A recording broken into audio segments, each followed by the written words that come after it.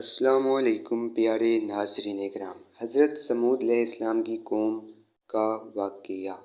حضرت سمود علیہ السلام کی قوم کا واقعہ قرآن مجید میں مختلف مقامات پر ذکر کیا گیا ہے۔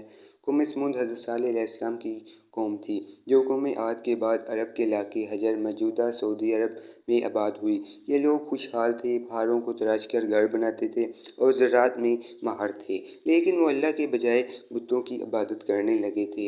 حضرت صالح علیہ السلام کی دعوت۔ اللہ تعالیٰ نے حضرت صالح علیہ السلام کو ان کی ہدایت کے لیے نبی بنا کر بھیجا۔ انہوں نے اپنی قوم کو توحید کی دعوت دی اور شرک سے باز رہنے کا کہا، لیکن قوم نے ان کی بات ماننے سے انکار کر دیا اور معجزہ طلب کیا۔ اونٹنی کا معجزہ۔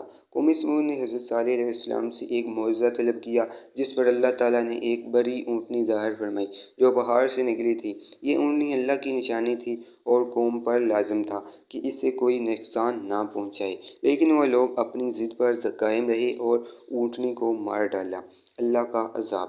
حضرت صالح علیہ السلام نے اپنی قوم کو 3 دن کی مہلت دی اور تنبیہ کی کہ اس کے بعد اللہ کا عذاب آئے گا۔